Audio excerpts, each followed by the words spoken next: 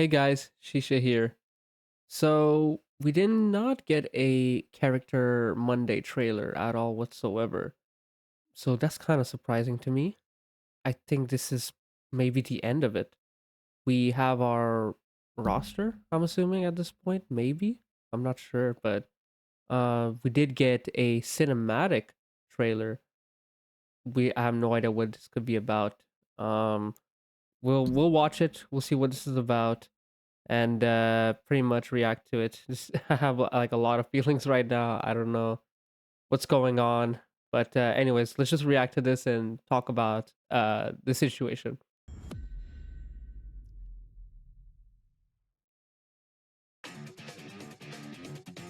Mmm.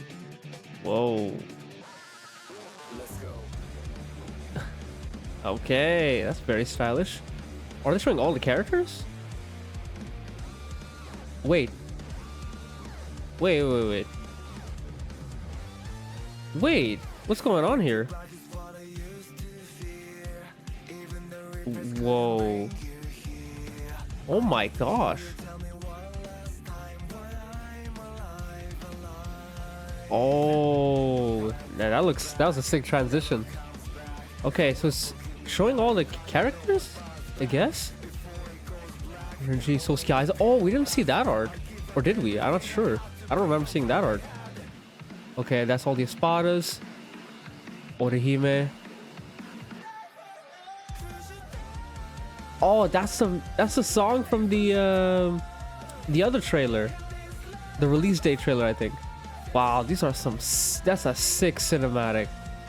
So is this? Whoa. Whoa. Oh my god, there's a lot of artwork in this game. Oh my gosh. Yo.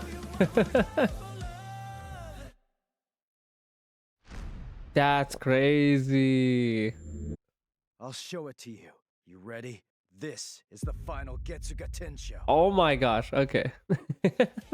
They keep teasing him every time. Now, this is the interesting part to me. They're showing like all the characters. It's hard to tell if they're showing playable characters or just showing characters. That's the hard part to me. Because they show Ichigo, Rukia, and Uryu.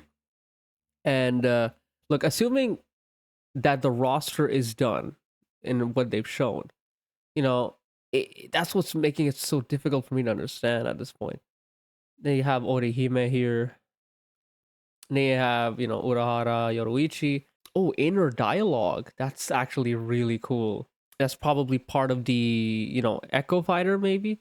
See, because obviously in this game, there's a lot more characters that are quote unquote non-playable if you call it that way. Where it's like, you got Tensuzama. I know Tensuzama's not that important, but if they really want to show like characters that are just characters in the game, it's kind of interesting for them to like emphasize the ones like this. It's like, to me, the way they're presenting it's like here's all the playable characters in the game, kind of, because none of the characters that were shown here were not playable, if that makes sense. We didn't notice, for example, I mean, we'll see later, but the visors, for example, none of them were there except Shinji, which makes sense, right? Because he's the only playable visor, based off of prediction and assumption. Because we're getting closer to the release date, it won't really fit. So they showed Shinji, but didn't show the rest of the visors, meaning that he could be meaning that as if they're showing the only playable characters is that, you know what I mean? Now in this situation, look at that. You got Kenpachi and Ikaku. They did not show Yumichika. And they're showing the rest of the characters over here, and these are all playable characters. So look at that. Like, everybody here is all playable characters. I'm kind of surprised that we have no Momo. Hey, was that a spelling error right there? Guys, there's a spelling error right there. Iduru? Iduru. Oh my god, what happened? Oh, they'll have to correct that. What the hell? Okay. Okay, wait, hold on. Do we see Baragon? We don't. Oh, look at that, guys. We actually don't see Baragon here at all.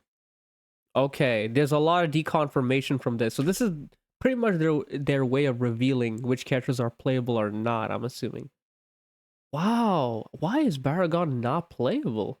We didn't see Baragon versus Soifon whatsoever, so I guess that battle is skipped? Or it's a cutscene? Wow, I'm kind of shocked about that.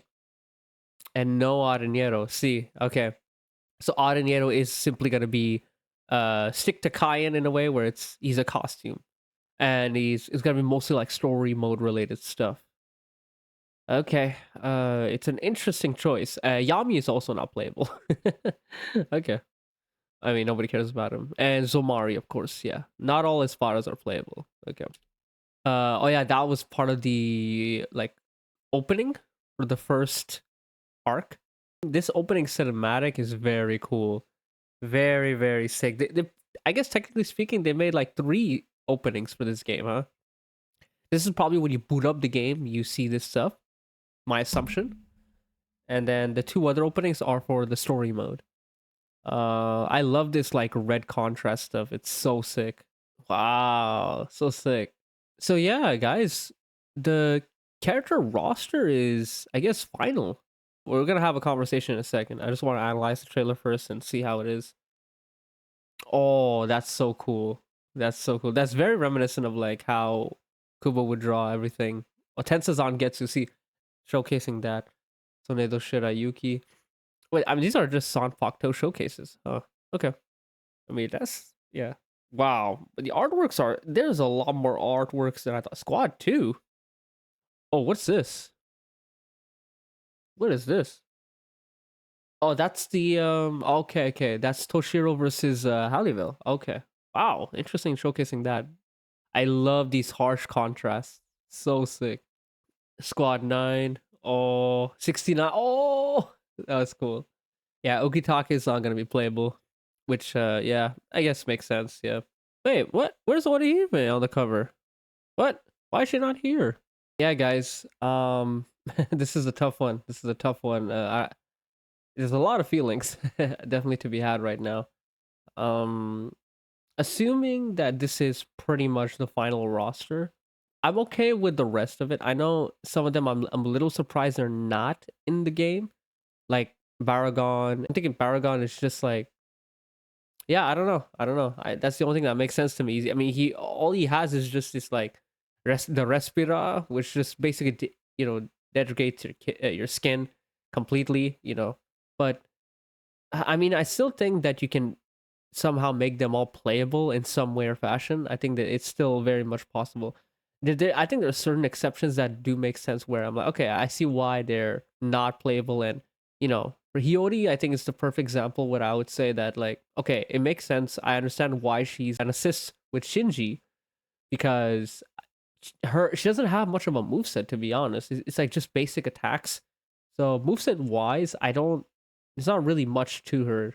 And yeah, in terms of like the visors, when it comes to that, that's why I don't really, I see the vision is my point. I see the vision, the number of quantity of characters in this game, and with that kind of treatment and lack of moveset creativity, they would put her as an assist. So at least she's somewhere, right? I understand that. But then you have like the Espadas, right, which have a more like, you could say, a grander and a bigger emphasis on it. And Baragon is like top 3 Espadas. So, and he has a major fight in Fake Karakura Town 2 on top of that. That's where the confusion comes in, where I'm just like, I wonder what happened. And he would have made it for an interesting moveset. You could always make something work at the end of the day. Because he has, in terms of creativity, Baragon is up there. This whole, Respira thing, maybe they took it too literally, or I'm not sure what it is, but I think they could have made it work somehow. Especially if he's that significant of like a major character in, especially like Fake Karakura Town, right? Top 3 Espada. I think that he had all the ingredients to be like a part of the roster. But for me, the biggest one is definitely Orihime. Yeah, Orihime is probably the biggest confusion for me. For some reason, we did see her like text box come in here with like the rest of the cast, which is kind of strange. But I think it's just trying to emphasize like the story elements as much as possible. But yeah, she's the one that hurts the most, man. She's the one that hurts the most. The dream is dead. The dream is dead. I feel bad for Sunny D. I feel really bad. I don't understand how could this happen. For those people who say like Orihime, you know, why would she be a playable character? It doesn't make sense. She doesn't have a moveset, blah, blah, blah. She does have a moveset. There's plenty of games. You can look for references. You can look the references from the manga itself too. She has offensive and defensive capabilities with her hairpins. She has counter-like properties with the shield as well. There's a lot, basically. And she's been playable in every single fighting game. Heed the Soul series versus Crusade. Why couldn't these guys make it work? And she's a main character. So that's what hurts the most, you know? Out of all the characters that's not in the game, she's the one that I'm just kind of hurt by. I'm gonna grieve with Sunny D for a little bit, but besides that, I'm still pretty excited about the game. I know it's just a lot of feelings that we have to just sort of adjust to. It's still a lot. That's the thing you need to realize. It's still a lot of characters. It's over 30, which is still it's insane for a fighting game. Each individual character plays very, very unique from one to another. So that's what I mean. It's like any other fighting game. To have 30 plus characters on top of that, that's insane. We're very spoiled. Hope you guys enjoyed and have a good one. See ya.